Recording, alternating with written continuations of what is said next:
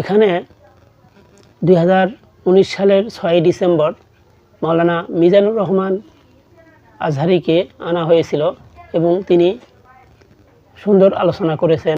এই মাল্টিফ্যাবস লিমিটেডে সবসময় দেশের স্বনামধন্য আলেমদেরকে নিয়ে আসা হয়।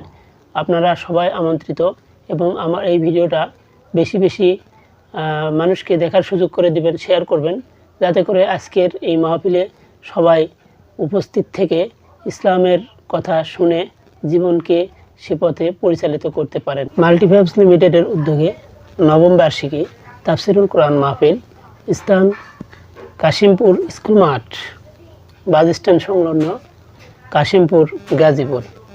তারিখ আজকে 12 ডিসেম্বর 2024, বৃহস্পতিবার বাদ আসর হইতে। আলোচকবৃন্দ মুফতি আরিফ বিন হাবিব,